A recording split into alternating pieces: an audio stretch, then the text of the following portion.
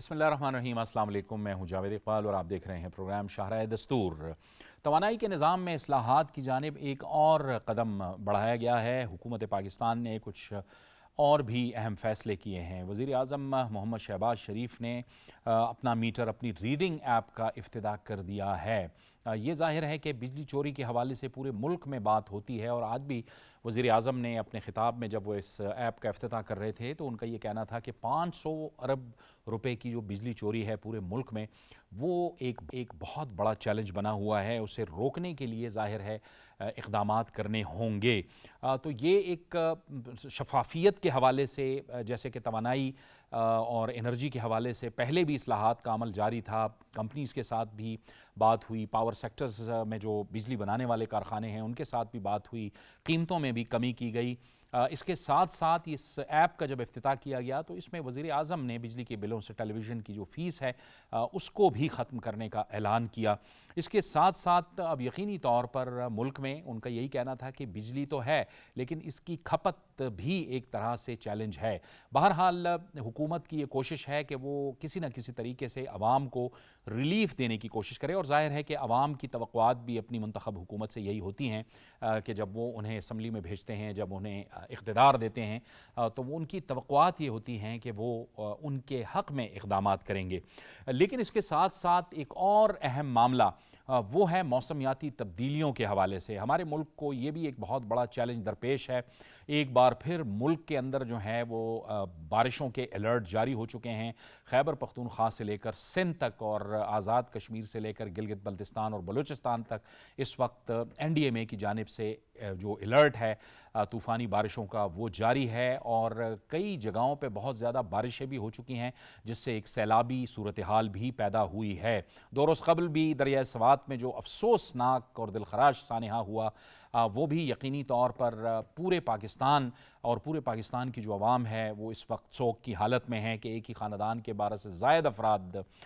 इस वाक़े में जाँ बहक हो गए और वो कई घंटे तक इस पानी में, तेज़ चलते हुए पानी में वो इंतज़ार करते रहे, लेकिन सूबाई हुकूमत या सूबाई इंतज़ामिया की रेस्क्यू सर्विस उन तक पहुँचने में नाकाम रही। तो यकीनी तौर पर हमने पहले भी देखा है, 2010 में भी देखा है, 2022 में भी देखा है फ्लड्स जिससे बहुत ज़्यादा नुकसानात हुए हैं। तो ये मौसमियाती तब्दीली का जो मामला है, ये जो चैलेंज है, ये भी एक बहुत बड़ा चैलेंज है। तो आज हम अपने इस प्रोग्राम में इन तमाम मामलात का अहाता करने की कोशिश करेंगे। स्टूडियोज़ में हमें ज्वाइन कर रहे हैं सीनियर सहाफ़ी उतार मलिक मंजूर अहमद। मलिक साहब, आपका बहुत शुक्रिया। तज्ज़ियाकार बाबर गौरसी भी हमें ज्वाइन कर रहे हैं। बाबर, आपका भी बहुत शुक्रिया। और क्लाइमेट एक्सपर्ट जो इस वक्त हमारे साथ वीडियो लिंक पर हैं, जनाब राना सुहेल। राना सुहेल साहब, आपको भी बहुत खुशामदीद कहते हैं। राना सुहेल साहब, यकीनी तौर पर एक बहुत बड़ा चैलेंज है। हम बहुत कम कंट्रीब्यूटर हैं कार्बन एमिशन के सिलसिले में, लेकिन उसके बावजूद हमें हर साल, तकरीबन हर साल अब तो ये सूरत हाल हो गई है कि सैलाब का सामना करना पड़ता है। क्या हमारी तैयारी अब भी वैसी की वैसी है जैसे कि आज से एक अशरा पहले थी? जी, बिस्मिल्लाह रहमान रहीम। बहुत शुक्रिया। आपने बिल्कुल ठीक फरमाया कि पाकिस्तान जो है, जो ग्लोबल एमिशंस हैं ग्रीन हाउस गैसेस की और कार्बन डाइऑक्साइड की, उसमें तो बहुत कम कंट्रीब्यूट करता है, लेकिन जो क्लाइमेट चेंज के इम्पैक्ट्स हैं उसमें पाकिस्तान ये टॉप लिस्ट में रहता है, टॉप 5 to 10 कंट्रीज में आता है जो वल्नरेबल हैं टू क्लाइमेट चेंज। अब उसकी जो वजूहात हैं उसमें जो हम ये देखते हैं ना कि पाकिस्तान में जो कि कंट्रीब्यूशन कम है, लेकिन ये ग्लोबल फिनोमिना है। पाकिस्तान में इंटेंसिटी बहुत ज्यादा है। अगर हीट वेव्स आती हैं तो आप देखें कि जो पिछले कुछ 2-3 वीक्स थे उसमें टेम्परेचर बहुत सारे सिटीज में 50 तक गया या 50 से ऊपर भी गया पाकिस्तान में, और बहुत अनप्रेसिडेंटेड हीट वेव जो है पाकिस्तान ने जो समर है वो फेस किया। उसके बाद जो मानसून आता है तो मानसून भी वो भी इंटेंसिफाइड हो गया है, बहुत ज्यादा हैवी रेन्स होती हैं जिसकी वजह से हम कंट्रोल नहीं कर सकते। तो इसका एक लिंक है, जितनी ज्यादा आपकी हॉट होगा वेदर, आपका टेम्परेचर हाई होंगे, उतना ज्यादा मॉइस्चर जो है वो रिटेन होता है। तो उसकी वजह से जो है, चूंकि हम देखते हैं कि heat waves are followed by the intensive rains, तो जो फ्लडिंग होती है उसमें फिर ग्लेशियर्स मेल्टिंग है, ग्लेशियर लेक आउट ब्रस्ट हो रहे हैं। तो ये सारे रीजंस हैं, चूंकि बहुत ज्यादा पहले हीट होती है और that is followed by the. तो इसमें हमें ये देखना है कि पाकिस्तान में हम ये देखें कि हमारा एक जो सबसे बड़ा इशू है वो है ایک ہوتا ہے لینڈ یوز ٹیمپریچر، جو لوکل ٹیمپریچر ہے ہمارا، لینڈ سرفیس ٹیمپریچر جو ہے، ایل ایس ٹی جو ہے نا ہمارا، وہ بہت زیادہ بڑھ رہا ہے، اور اس کی ریزن جو ہے وہ گلوبل سے زیادہ لوکل ہوتی ہے۔ ہم لوگ جو ہے ہماری، اب گرین ایریا دیکھ لیں، گرین سرفیسز دیکھ لیں، ہمارا بہت کم ہے پاکستان میں۔ دو کے بہت ساری کیمپینز چلی ہیں درخت لگانے کی، لیکن ہمارا جو ٹوٹل کور ہے ایوریج جو ہے وہ اراؤنڈ 4% ہے، جو کہ دنیا میں بہت کم ہے۔ جو جو جو دنیا کے ادارے ہیں وہ ریکمینڈ کرتے ہیں کہ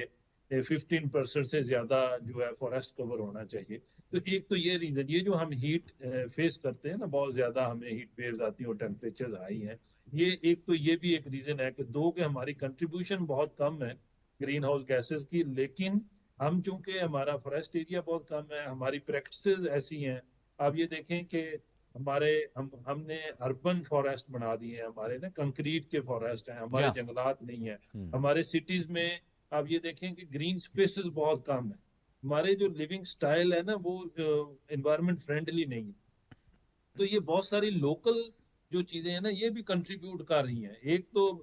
all over the world temperature تو انکریز ہو رہا ہے، ٹھیک ہے، لیکن امپیکٹ سب سے زیادہ پاکستان میں ہمیں اس لیے ہم فیس اس لیے کرتے ہیں۔ ٹھیک ہے۔ یہ رانا صاحب، یہ جو انپریسیڈنٹڈ ٹیمپریچر آیا ہے، اس کی کیا وجوہات کہ ہم یہ محسوس کرتے رہے ہیں اور ہمیں پتہ چلتا رہا ہے 50 تک، 51 52 تک ٹیمپریچر چلا گیا؟ یہ ہم آپ سے پوچھیں گے، لیکن ایک بریک کا وقت ہوا ہے، بریک لیں گے، بریک کے بعد گفتگو کو آگے بڑھائیں گے۔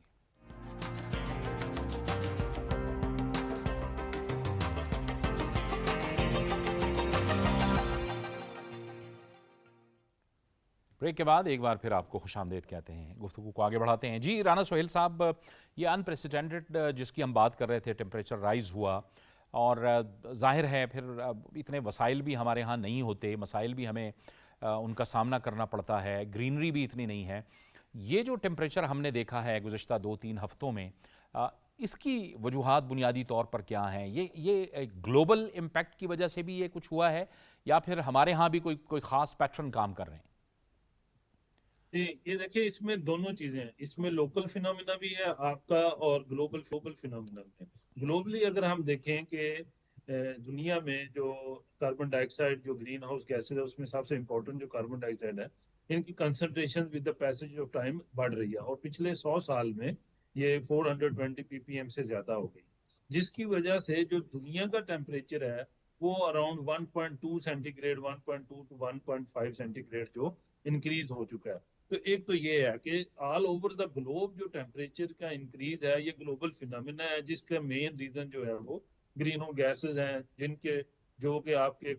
جو فاسل فیولز ہیں ان کی برننگ سے میتھین جو پروڈیوس ہوتی ہے، وہ ایگریکلچرل پریکٹسز جو ہیں، آپ کی جو انڈسٹریلائزیشن ہے، یہ اس میں کنٹریبیوٹ کر رہی ہیں کہ آپ کی گرین ہاؤس گیسز کی کنسنٹریشن بڑھ رہی ہے، اور ساری دنیا کا ٹیمپریچر جو ہے وہ انکریز ہوا۔ اور آپ کو ایک اور چیز میں ایڈ کرتا چلوں کہ جو ہماری زمین ہے اس کا جو ایوریج ٹیمپریچر ہے نا وہ 15 سینٹی گریڈ تھا جب یہ مارز وجود میں، تو اس کا مطلب ابھی جو ٹیمپریچر ہے وہ 16.2 سے کچھ اوپر ہو گیا ہے، تو یہ بڑا سگنیفیکنٹ انکریز ہے ٹیمپریچر میں۔ تو یہ تو ایک گلوبل فینومینا ہے جو کہ آل اوور دا ورلڈ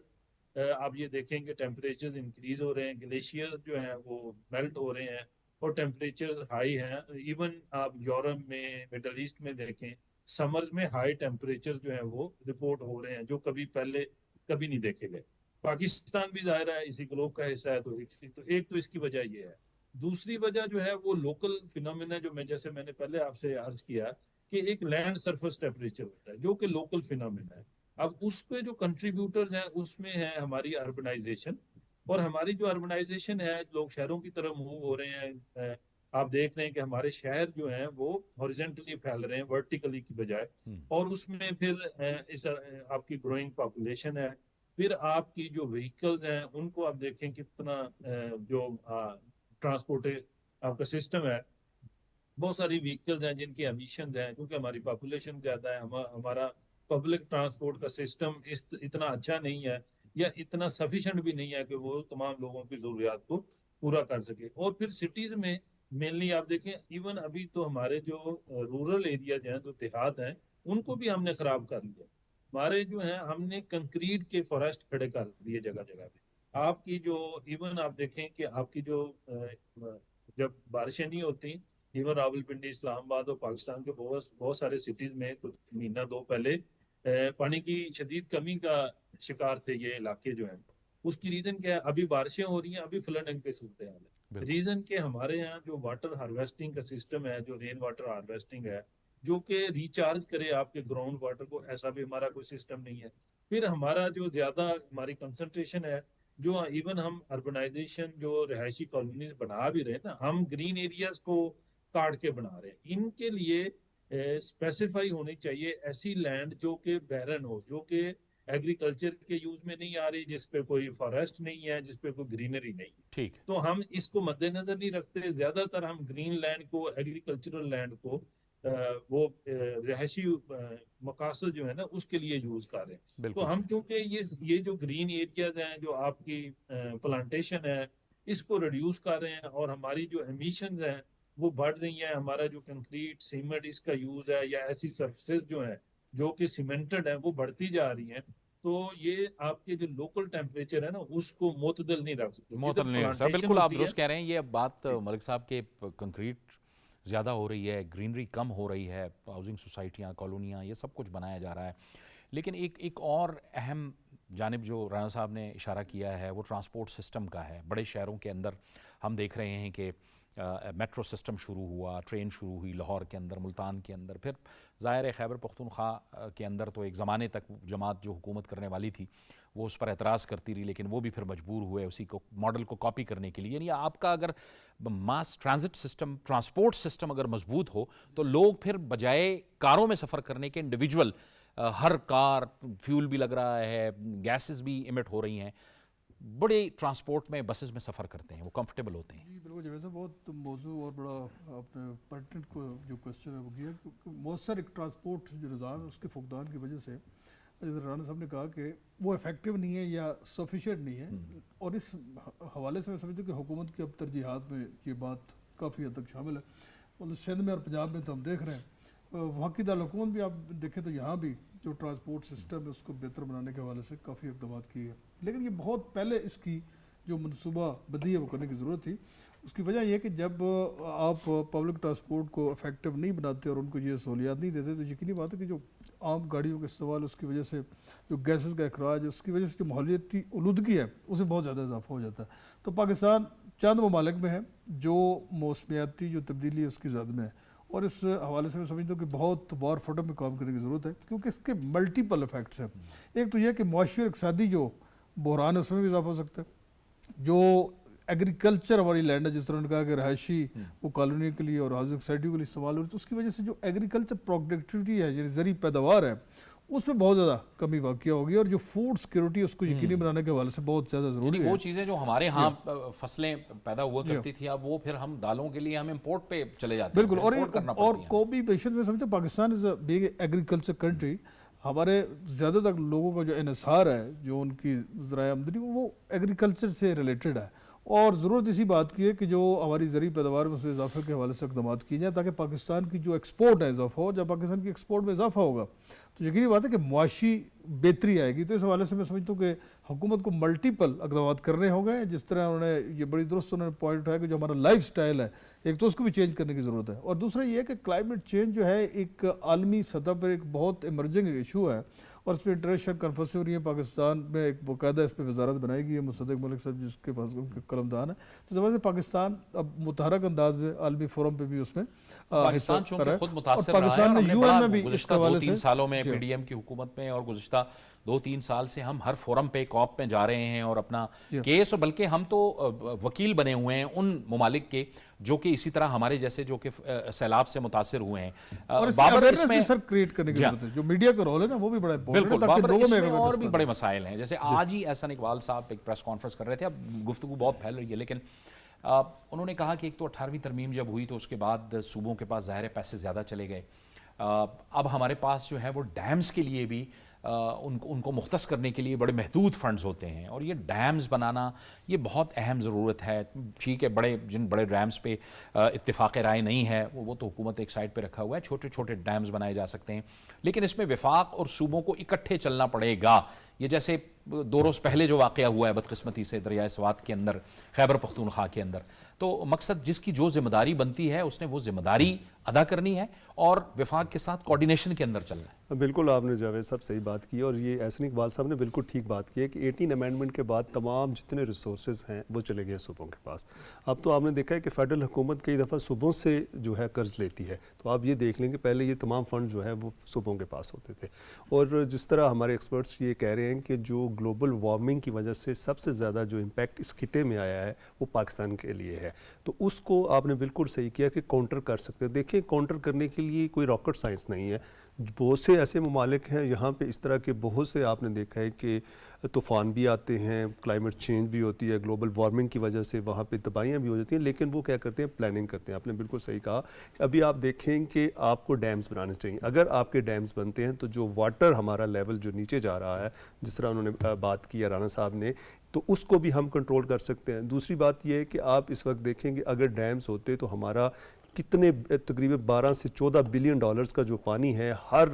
دفعہ جو ہے جون سے رکھ کے جو سپٹمبر تک ہے وہ ضائع ہوتا ہے، تو اگر وہی پانی ہم ریسٹور کر لیں اور اس کو ہم جو ہے ایگریکلچر کے لیے استعمال کریں، جو کہ ہم اب ڈرپ سسٹم اور ٹیوب ویلز لگا کے کر رہے ہیں، جو آج سے پہلے آپ دیکھ لیں کہ مختلف جو ایگریکلچر لینڈ تھی اس کا جو واٹر لیول تھا وہ 60 سے 70 تھا، آج 300 تک ہے، تو آپ دیکھیں کہ وہ کتنا نیچے چلا گیا ہے۔ تو اس لیے اگر یہ تمام چیزیں کر لیتے تو اس سے یہ کیا ہونا تھا، ایک تو ہماری جو جس طرح آپ نے دیکھا ہے کہ ایگریکلچر کا 26% جو ہمارا جی ڈی پی کا حصہ ہے، تو اب ایگریکلچر کنٹری ہیں ہم، تو اس لیے ہمارا جو انحصار ہے وہ زیادہ ایگریکلچر پروڈکٹ پہ ہے۔ تو اب جو گلوبل وارمنگ ہو رہی ہے اس کے لیے اگر جس طرح بالکل آپ نے صحیح کہا، بلکہ اس کی قانون سازی ہونی چاہیے، بلکہ ریسٹرکٹ کرنا چاہیے کہ جو صوبے ہیں وہ اسی طرح جو فیڈرل حکومت تو بنا رہی ہے ڈیم، لیکن جو صوبے ہیں وہ بھی اپنے چھوٹے چھوٹے ڈیمز بنائیں تاکہ پانی کا ذخیرہ کیا جا سکے۔ اب اگر یہ چیزیں ہو سکتی ہیں، کیونکہ پاکستان جو ہے اس وقت اگر آپ دیکھیں تو اس میں ول بھی ہے، اس کی بنیادی وجہ یہ ہے کہ اب پاکستان کی جو عوام ہیں وہ جنگ کے بعد بڑے تر و تازہ ہو چکے ہیں، وہ چاہتے ہیں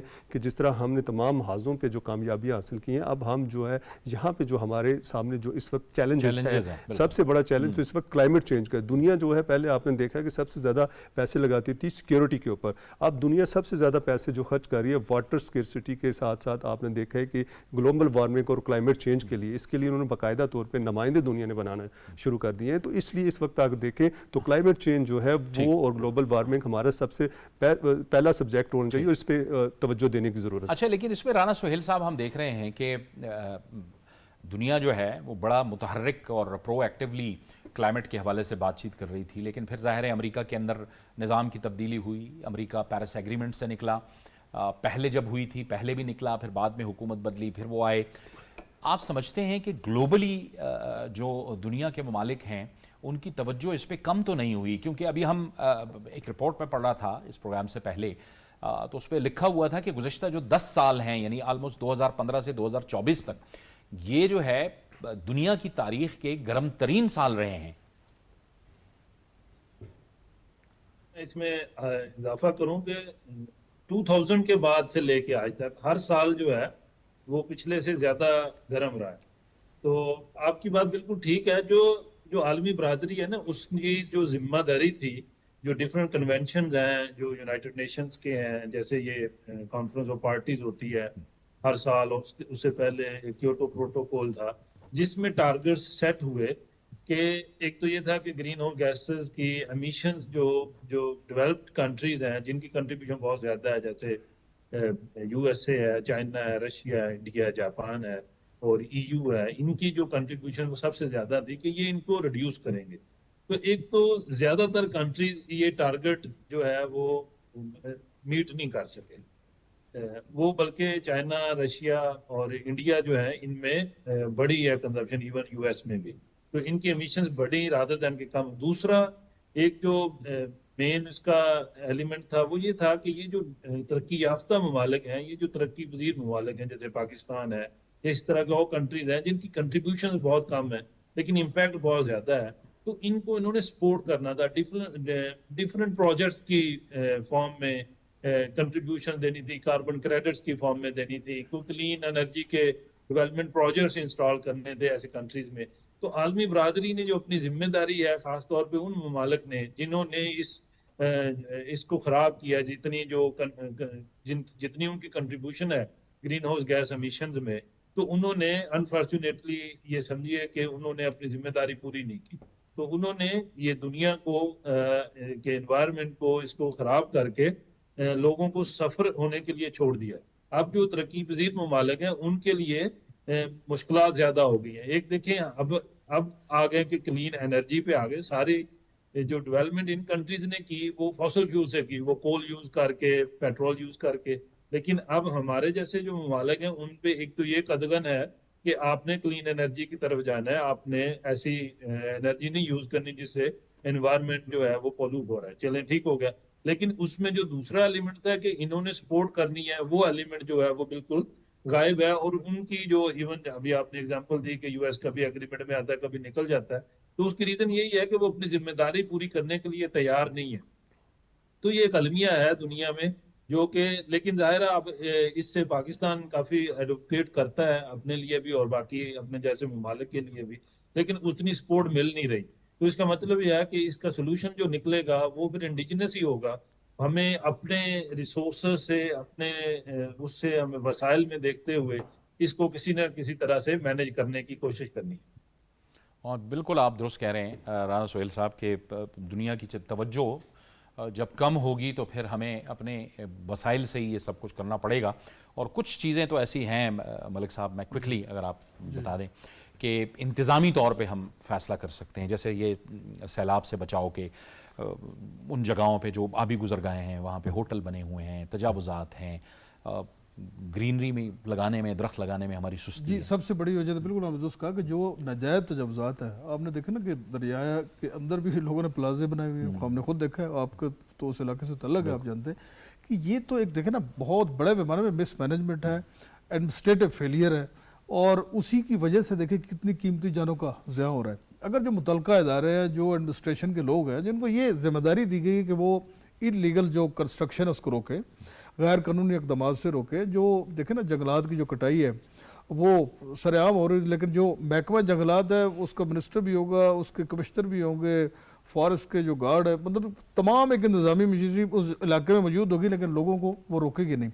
دیکھیں جب یہ ناجائز تجاوزات ہو رہے ہوتے ہیں تو ضرورت اس کی بات ہے نا کہ ایک انتظامی ایکشن لیا جائے، اور اس سے بہت بڑے پیمانے پہ جو انسانی سانے اور ٹریجڈیز ہو رہی ہیں ان کا تدارک ہو سکتا ہے، ان کو روکا جا سکتا ہے۔ تو یہ بڑا امپورٹنٹ آپ نے پوائنٹ اٹھایا کہ تمام جو بھی ذمہ دار افسران ہیں، صرف کسی افسر کو معطل کرنے سے نہیں ہوتا کہ اب وزیر اعلیٰ نے ڈی سی کو معطل کر دیا، اس کو کر دیا، اس کو کر دیا، لیکن میں سمجھتا ہوں کہ یہ بہت ہی ایک بنیادی ذمہ داری تھی نا بابا، اگر وہ بنیادی ذمہ داری وہ ادا کرتے، اور جب پتہ تھا کہ بارشیں ہوئی بھی ہیں، سب کچھ آ رہا ہے، اس کے بعد انتظامیہ سوئی رہی، نقصان اصل ہو گیا، بات یہ ہے کہ جانوں ہمارے کا پاس نقصان تمام چیزیں ہیں، ریسورسز بھی ہیں، ہمارے پاس وہ تمام چیزیں موجود ہیں جو کہ ایمرجنسی کے لیے استعمال ہوتی ہیں، لیکن ہم لوگ جو نا بے حسی کا کبھی کبھی مظاہرہ انفارچونیٹلی کر جاتے ہیں، وہ انڈیویجول ٹو انڈیویجول ہوتا ہے۔ اور میں یہ سمجھتا ہوں کہ جو جس طرح آپ نے بات کی کہ سوات والا، تو اس میں جو قصوروار ہے وہ چیف ایگزیکٹو ہوتا ہے صوبے کا۔ کوئی بھی اس طرح کا واقعہ ہو، وہ کسی بھی صوبے میں ہو، تو اس کو کریڈٹ، وہ کہتے ہیں ڈسکریڈٹ یا کریڈٹ اس کو جاتا ہے۔ ابھی آپ دیکھیں کہ وہاں پہ تمام چیزیں موجود ہیں، اور کوئی زیادہ دور بھی نہیں ہے، 3 سے 4 کلومیٹر دور کا وہ ہے، اور ریسکیو کیا جا سکتا تھا، لیکن انفارچونیٹلی جس طرح یہاں پہ سزائیں جو ہے نا وہ صحیح نہیں ملتی۔ اگر سزا اور جزا کا نظام صحیح ہو تو میں سمجھتا ہوں الرٹ جاری ہو چکے الرٹ تھے، این ڈی ایم اے کی تمام چیزیں آ چکی تھی۔ سارے الرٹ کے تناظر میں انفورسمنٹ ہونی چاہیے تھی، انتظامیہ کو متحرک ہونا چاہیے تھا، وہ خود جو ہیں ان کی توجہ کہیں اور ہوتی ہے، وہ صوبے میں ہوتے نہیں۔ بات یہ ہے کہ جو بیوروکریسی ہے نا اس کا بھی اپنا ایک مزاج، حالانکہ میں تمام بیوروکریٹس کو برا نہیں سمجھتا، 99% بیوروکریٹس بڑا اچھا کام کرتے ہیں، 1% ایسے ہیں جو بیچ میں ایسا کر جاتے ہیں۔ ٹھیک ہے، وقت ختم ہو رہا ہے اور بریک پہ بھی ہمیں جانا ہے، ہمیں ایک بریک پہ جانا ہے۔ رانا سہیل صاحب آپ نے ہمیں جوائن کیا، آپ کا بہت بہت شکریہ۔ ایک بریک لیں گے، بریک کے بعد ایک اور اہم موضوع پر بات کریں گے۔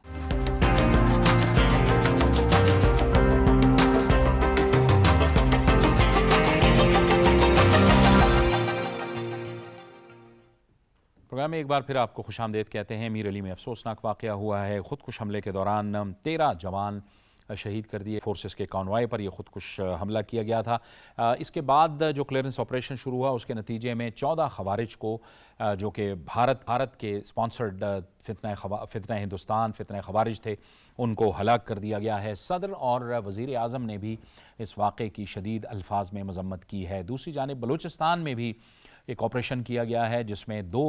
جو دہشت گرد ہیں فتنہ ہندوستان ہیں ان کو سیکیورٹی فورسز نے ہلاک کر دیا ہے۔ پروگرام کے اس حصے میں ہم اسی حوالے سے بات کریں گے۔ ہمیں جوائن کر رہے ہیں بریگیڈیئر ریٹائرڈ احمد خان جو کہ دفاعی تجزیہ کار ہیں۔ بریگیڈیئر صاحب آپ کا بہت شکریہ، آپ نے ہمیں جوائن کیا۔ بریگیڈیئر صاحب، ظاہر ہے کہ جس طاقت کے ساتھ سیکیورٹی فورسز نے ان دہشت گردوں کے خلاف، فتنہ خوارج اور فتنہ ہندوستان کے خلاف آپریشن شروع کیا ہے، ان کی بھی یہی کوشش ہے کہ وہ زیادہ سے زیادہ نقصان پہنچانے کی کوشش کریں، لیکن سیکیورٹی فورسز، عوام اور حکومت کا یہ عزم ہے کہ ہر صورت میں ان کو ختم کر کے رہیں گے۔ جی ہاں، بالکل ایسا ہی ہے۔ دیکھیں کہ جس طریقے سے اگر آپ دیکھیں کہ خطے کی صورتحال جو جس طریقے سے پاکستان نے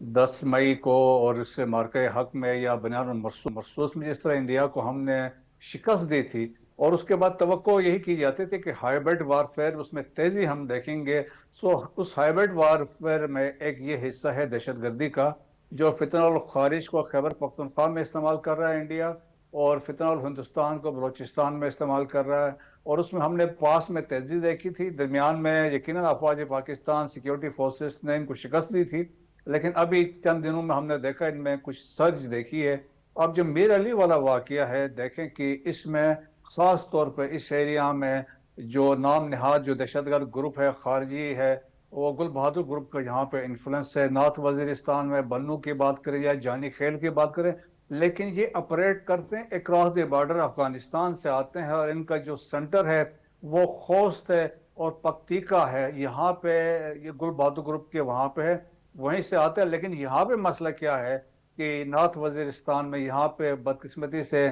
فیسیلیٹیٹرز بھی ہیں، یہاں پہ ایبیٹرز بھی ہیں، اور پھر ایٹ ٹائمز یہ ہوتا ہے کہ وہ مقامی آبادی کو ایز اے شیلڈ کے طور پہ، خواتین کو اور بچوں کو شیلڈ کے طور پہ استعمال کرتے ہیں۔ تو سیکیورٹی فورسز کبھی خواتین یا بچے یا انوسنٹ سویلینز پہ فائر نہیں کرتی ہے، تو دیٹس وائی وہ اس کا یوز کرتے ہیں۔ اب یہ سوال پیدا ہوتا ہے، یہ خودکش گاڑی استعمال کی گئی تھی سمرے میں سیکیورٹی فورسز پہ، وہ کیسے گاڑی تیار ہوئی، کیسے آئی اور کیا ہے، تو جب تک مقامی طور پہ فیسیلیٹیشن نہیں ہوئی تو یہ ممکن نہیں تھا۔ لیکن تاہم دیکھیں کہ اس پہ ایک جو کاؤنٹر کیا، ریزالو شو کیا، تو 14 خارجیوں کو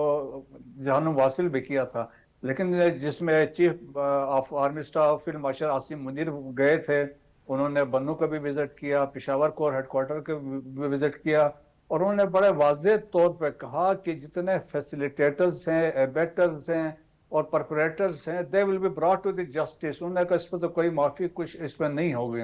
اور یہ دیکھیں کہ اس میں واضح، اس میں تو شک ہی نہیں کہ انڈیا کی اس میں انوالومنٹ ہے، تو ہر وہ قدم اٹھایا جائے گا جس میں پاکستانیوں کی جان اور مال کی تحفظ کے لیے جو کچھ ہو سکتا ہے وہ افواج کریں گے۔ تو میرے خیال میں ایک امپورٹنٹ ہے، اور اس لیے ضروری ہے کہ جو صوبائی حکومتیں ہیں، چاہے وہ خیبر پختونخوا کی ہے، وہ بلوچستان کی ہے، ان کا بھی ذمہ داری بنتی ہے، ان کے اپنے جو CJD ہے، پولیس ہے، لیویز ہے، ان کے کیپیسٹی بلڈنگ کے ایشوز ہے، ان کو کرنا ہے، تاکہ سب نے مل کے پاکستان کے تحفظ کرنا ہے۔ بالکل مسعود صاحب، اور اہم بات یہ ہے کہ ایک بار پھر جو ہے یہ اس بات کی ضرورت محسوس ہو رہی ہے کہ افغانستان روکے اس کراس بارڈر ٹیررزم کو، کیونکہ جو آپ ذکر کر رہے ہیں پکتیا، خوست، یہ علاقے استعمال ہو رہے ہیں، یعنی کہ اب بھی افغانستان کا جو بارڈر ہے وہ استعمال ہو رہا ہے، حالانکہ ریسنٹلی ہم نے کافی افغانستان کے ساتھ انگیج بھی کیا ہے ان معاملات پر۔ جی ہاں، دیکھیں بہت امپورٹنٹ بات تھی، اور ہمیں جس طرح ابھی انڈیکیشنز ملے، جو میسیجنگ ہوئی ہے، یا جس طریقے سے پاکستانی یہاں سے ہمارے فارن منسٹر گئے ہیں، پھر یہاں سے ایمبیسڈر صادق کے ساتھ چائنیز اسپیشل انوائٹ تھے وہ گئے تھے، پھر ابھی بیجنگ میں جو ملاقاتیں ہوئی، پھر افغانستان کا CPEC میں شامل ہونا، اور ایک ریلوے لائن اینڈ سو بہت سارے کنسپٹ جو آیا تھا، پھر ایک ڈگری بھی آئی تھی، ایک فتویٰ آیا تھا مولا ہیبت اللہ اخونزادہ کی طرف سے کہ یہ جہاد نہیں ہے۔ تو یا تو ابھی تک یہ لگ رہا ہے کہ یا ان کا فل کنٹرول ان چیزوں پہ نہیں ہے، جس طریقے سے انہوں نے واضح طور پہ کہا تھا، چاہے وہ گل بہادر گروپ ہے یا فتنہ الخارج میں TTP والے ہیں، تو انہوں نے کہا تھا وہ کہ یہ کوئی جہاد نہیں ہے، جو گروہ جاتے ہیں امیر کے حکم کے خلاف، تو یہ جہاد بھی نہیں ہے یا مجاہد بھی نہیں کہلوائیں گے۔ یا تو یہ چانسز ہے کہ ان کا کنٹرول نہیں ہے، یا کہ ان خارجیوں نے ان علاقوں کو جو ایسٹرن افغانستان ہے یا اس کو ٹیک اوور کیا ہے، دس از پاسبلٹی یہ ہے۔ کے قابو میں نہیں، جو مینلی زیادہ ہو سکتا ہے۔ سیکنڈ یہ ہے کہ اسٹل جو رینک اینڈ فائل ہیں، جو ان کے جو جنرل ڈائریکٹر آف انٹیلیجنس ہے یا دوسرے کمانڈرز ہیں، وہ اسٹل دے آر فیسیلیٹیٹنگ جو انڈین پراکسیز ہے، انڈین فیسیلیٹیٹرز وہاں پہ بیٹھے ہوئے ہیں، ان کو ابھی تک وہاں سے یوز کر رہے ہیں۔ لیکن میرا خیال میں ایک بڑا واضح موقف چیف آف آرمی اسٹاف نے دیا ہے، اور انہوں نے کہا کہ اس پر ہم کوئی کمپرومائز نہیں کریں گے۔ جہاں ہم نے انڈیا کو لٹا دیا تھا اور باقیوں کے ساتھ بھی کیا تھا، تو میرا خیال میں ان کا ساتھ انگیج کرنا کوئی مشکل کام نہیں ہے۔ تو میرا خیال میں ابھی بھی ہم کوشش کر رہے ہیں کہ بات چیت سے چیزیں سیٹل ہو جائیں، نہیں ہوں گے تو دیکھیں آپشنز پاکستان کے پاس بہت ہیں، میرا خیال میں وہ پھر ایکسرسائز کرنے پڑیں گے۔ بالکل صحیح ہے، اور یہ یقینی طور پہ افغانستان کی بھی بڑی ذمہ داری ایک بنتی ہے کہ وہ، کیونکہ بہت سے مسائل ہیں، ہو سکتا ہے ان تک پیغام نہ پہنچا ہو، فتویٰ آ چکا ہے، اس میں انگیجمنٹ ہم نے کی ہے افغانستان کے ساتھ، بہت زیادہ انگیجمنٹ کی ہے۔ نہیں، پاکستان نے تو ہمیشہ جی دیکھیں افغانستان کی جو سرزمین بھارت کے ہاتھوں پاکستان کے خلاف استعمال ہوئی، اس پہ پاکستان نے اہم عالمی جو فورمز ہیں اور جو افغانستان کی قیادت ان کے سامنے اپنے خدشات و تحفظات رکھے ہیں، اور پاکستان نے انگیج بھی کیا، بڑی مؤثر سفارتکاری کی ہے۔ ہم نے ہمیشہ ڈپلومیسی اور ڈائلاگ کی بات کی ہے، اور پاکستان کی تو ایک اسٹیٹڈ پالیسی ہے کہ پیسفل ایک اسٹیبل جو افغانستان ہے وہ نہ صرف پاکستان کے مفاد ہے بلکہ خطے کے مفاد میں ہے۔ تو پاکستان نے ہمیشہ افغانستان کے ساتھ کوآپریٹ کیا ہے، اور ہمیں امید کرنی چاہیے کہ ان کی جو ریٹ ہے، جو برگیڈیئر صاحب نے کہا بڑا امپورٹنٹ وہ سوال ہے کہ طالبان حکومت کی جو حکومتی عملداری ہے وہ نہ ہونے کے برابر نظر آ رہی ہے۔ اگر ان کا کنٹرول ہوتا ہے، یقینی بات ہے کہ وہ اپنی سرزمین استعمال نہ کرنے دیتے۔ اب دیکھیں جو 10 مئی کو بھارت کو تضییق امیز افواج پاکستان کے ہاتھوں بھرپور فوجی کارروائی کے نتیجے میں جو شکست ہوئی ہے، تو ہمارا جو ازلی دشمن ہے وہ ایک شکست خوردہ ہے، اور یقینی بات ہے کہ وہ ان انوسینٹ لوگوں کو ٹارگٹ بنانے کے حوالے سے اور پاکستان کو ڈی اسٹیبلائز کرنے کے حوالے سے اور سی پیک کے راستے میں رکاوٹیں کھڑی کرنے کے حوالے سے اس طرح کی جو دہشت گردی ہے، انتہا پسندی ہے، جو کراس بارڈر ٹیررزم ہے، اور شروع سے بھارت جو ہے ٹیررزم کو فنانس کرتا ہے، اور اس کے شواہد پاکستان نے اقوام متحدہ اور تمام دنیا کے سامنے رکھے ہیں۔ تو ہماری جو زیرو ٹالرنس پالیسی ہے افواج پاکستان کی، حکومت پاکستان کی، کہ ہم نے کاؤنٹر ٹیررزم ہر صورت کرنا ہے، پاکستان کی سالمیت کو، پاکستان کی سلامتی کو یقینی بنانا ہے۔ تو میں سمجھتا ہوں کہ بالکل بھارت ان اپنے مکروہ عزائم میں نہ پہلے کامیاب ہوا ہے نہ اب کامیاب ہوگا۔ تو اس طرح کی جو دہشت گردی ہے اس کے تدارک کے حوالے سے ایک بہت مؤثر کارروائی کی ہے، اور آج بھی ابھی تھوڑی دیر پہلے انٹیلیجنس بیس جو آپریشن ہے جس میں بہت زیادہ خارجیوں کو جو ہے وہ مارا گیا ہے، تو لیکن یہ ایک بہت گریو کنسرن ہے اور ایک لمحہ فکریہ بھی ہے کہ افغانستان کی سرزمین کا پاکستان کے خلاف مسلسل کئی دہائیوں سے استعمال ہونا اور وہاں سے دہشت گردوں کی جو نقل و حرکت ہے، اس کے نتیجے میں سمجھتا ہوں کہ پاکستان نے اپنے سفارتی سطح پر ملیٹریلی اپنے ڈپلومیٹک فرنٹ پہ افغانستان کو یہ باور کرایا کہ ان کو اس کو روکنا ہوگا، یہ جو نقل و حرکت غیر قانونی جو دہشت گردوں کی ہے اور دہشت گرد وہاں چھپی ہوئی ہیں، تو اس کو روکنے کے حوالے سے اب یقینی ایسے اقدامات کرنے ہوں گے، جس طرح چین کی اس میں بڑی بھرپور انوالومنٹ ہے، جس طرح سی پیک کا ذکر کیا برگیڈیئر صاحب نے۔ تو دیکھیں وہاں بھی جو معاشی اس کے جو ثمرات لوگوں تک پہنچنے ہیں، تو افغانستان کی حکومت کو یہ چاہیے کہ جو ان کو اقتصادی اور معاشی اور جو سیکیورٹی چیلنجز ہیں اس کو اوور کم کرنے کے حوالے سے وہاں کی حکومت کو اپنی ریٹ کو یقیناً اسٹیبلش کرنا ہوگا۔ اگر وہ اسٹیبلش نہیں کرے گے اور یہ بھارت کا اس طرح وہاں پر مداخلت رہے گی، تو یہ ان کی حکومت کے لیے ایک بہت بڑا امتحان ہوگا اور اس سے ان کی انٹرنیشنلی اور زیادہ بدنامی کا باعث بنے گا۔ بابر، یہ جو پاکستان نے بھارت کے ساتھ کیا ہے جنگ میں، یہ جو ایک صورتحال بنی ہوئی ہے یا دہشت گردی کے واقعات ہو رہے ہیں، اس کے خدشات ظاہر بھی کیے جا رہے تھے کہ وہ فرسٹریٹڈ ہے، بوکھلایا ہوا ہے، وہ اپنی پراکسیز کے ذریعے سے ایسی حرکتیں کرے گا۔ جی بالکل جاوید صاحب، وہ ہمیشہ ہی پراکسی سے کرتا ہے۔ آپ نے دیکھا وہ کشمیر ہو تو وہاں پراکسی کرتا ہے، سری لنکا میں پراکسی کرتا ہے، بھوٹان میں پراکسی کی، بنگلہ دیش میں پراکسی کی، اور سب سے زیادہ جو اس کو کھٹکتا ہے سب سے زیادہ ملک تو وہ پاکستان ہے۔ اب وہ اپنی پراکسیز کے ذریعے جو افغانستان کے تھرو، پہلے وہ آپ نے دیکھا ہے کہ ایران کے راستے وہ کرتا ہوتا تھا بلوچستان میں، اب افغانستان کے تھرو۔ لیکن جو میٹنگ ہوئی تھی فارن منسٹرز کی چائنا میں، تو اس کے بعد ہمیں بڑی ہوپ ملی تھی، کیونکہ اس کے بعد ڈیسائیڈ ہوا تھا کہ فل فلیج جو آپ کا امبیسڈر جو ہے وہ بھی وہاں پر چلا جائے گا، اور افغانستان کی جو انٹیلیجنس تھی، وہاں کے جو امیر تھے، انہوں نے یقین دلایا تھا کہ آئندہ کے بعد جو ہے فتویٰ بھی جاری کیا تھا کہ آئندہ کے بعد کوئی بھی فتنہ الخوارج جو ہے وہ افغانستان کی بارڈر سے نہیں آئے گا۔ لیکن آپ نے دیکھا ہے کہ بالکل آپ نے صحیح نقطہ اٹھایا ہے کہ جب سے اس کو جنگ جنگ میں شکست ہوئی ہے بھارت کو، تو فتنہ الہندوستان جو ہے فتنہ الخوارج کے ذریعے پاکستان کے ان علاقوں کو ٹارگٹ کر رہا ہے جو بارڈر کے ایریا ہیں، باقی جگہوں پہ تو وہ پہنچ نہیں پاتے۔ ابھی آپ دیکھیں کہ افغانستان کی جو حکومت ہے، اس کی جو انٹیلیجنس ایجنسیز ہیں، ان کے ساتھ ظاہر ہے یقیناً ہم بات کر رہے ہوں گے، ان کو دو ٹوک الفاظ میں کہنا چاہیے کہ اب یا اگر آپ سے یہ کنٹرول نہیں ہوتے تو پھر ہم آپ کے علاقوں میں آ کے ان کے اوپر کارروائیاں کریں گے، جو کہ پھر آپ کہیں گے جی ہماری ساورینٹی کا مسئلہ ہے۔ تو ان کو دو ٹوک الفاظ میں جس طرح آرمی چیف فیلڈ مارشل نے کہہ دیا ہے کہ ہم ان کا کلا کما کریں گے، ان کو چھوڑیں گے نہیں، لیکن جو پاکستان ہے وہ ہمیشہ چاہتا ہے کہ افغانستان میں امن ہو۔ اب دیکھیں کہ لینڈ لاکڈ ہے انڈیا افغانستان کے حوالے سے، اپنی پراکسیز کے ذریعے وہاں پہ انویسٹمنٹ کرتا ہے، یقیناً ظاہر ہے اس کا اپنا وہاں پہ نیٹ ورک ہوگا، لیکن اگر افغانستان نے آگے ترقی کرنی ہے، افغانستان نے اپنے آپ کو سٹیبل کرنا ہے فائنینشلی، اکنامیکلی یا اسٹریٹجیکلی، اور آپ نے دیکھا ہے کہ سیکیورٹی وائز، تو پھر اس کو سب سے زیادہ تعاون جو ہے وہ پاکستان کے ساتھ کرنا پڑے گا۔ پاکستان پڑوسی ہے، پاکستان ہمیشہ سے اس کے لیے آواز بھی اٹھاتا رہا ہے، اور اس کا جو مستقبل ہے وہ پاکستان اور چین کے ساتھ ہی ہے۔ جو آپ درست کہہ رہے ہیں بریگیڈیئر صاحب، جو عالمی فورمز پہ بھارت کا حال ہوا ہے، یہ جو حال ہی میں SCO میں ہوا ہے، اس نے اعلامیے پر دستخط کرنے سے انکار کر دیا، پہلگام پہ وہ کچھ دنیا کے سامنے پیش نہیں کر سکا، پوری دنیا پاکستان کے موقف کی پذیرائی کر رہی ہے اور پاکستان کے موقف کو وزن دے رہی ہے۔ پھر برکس کے اندر جو کچھ ہو رہا ہے، برکس میں بھی ایک یہ بھارت موجود ہے، لیکن برکس خود کہتا ہے کہ یہ اہداف میں بہت بڑی رکاوٹ ہے۔ آپ کو لگتا ہے کہ اب پوری دنیا نے اس خطے کے اندر سپوائلر کو پہچان لیا ہے کہ سپوائلنگ کون کرتا ہے؟ جی ہاں، بالکل ایگزیکٹلی یہی ہوا ہے۔ اب پہلگام کا جو فالس فلیگ آپریشن تھا، اس کے بعد جو ان کے ساتھ ایک تو پاکستان نے جو ان کی آپ کے جو شکست دی ہے، تو ایک وہ، اور اس کے بعد دیکھیں انہوں نے ڈیلیگیشنز بھیجا اور پھر انہوں نے ایک اپنا نیریٹو بلڈ کیا، اس کو پیش کیا، تو کسی نے ایکسیپٹ نہیں کیا، اور وہ رو پیٹ کے کہہ رہے تھے کہ بھائی آپ کولمبیا میں ہم نے ششی تھرور کو دیکھا، وہ کس طرح وہاں سے باتیں کر رہا تھا، یا باقی جگہوں پہ کوئی ایویڈنس نہیں تھا۔ دیکھیں ایون جہاں پہ SCO کی اب جو میٹنگ ہوئی، راجناتھ سنگھ نے وہاں پہ کوئی بات نہیں کی، ایسی کوئی ثبوت نہیں دیا وہاں پہ، تو خواجہ صاحب نے بالکل ایک کنکریٹ باتیں کی ہیں، یا ہمارے نیشنل سیکیورٹی ایڈوائزر پہلے گئے تھے، انہوں نے زبردست باتیں کی ہیں،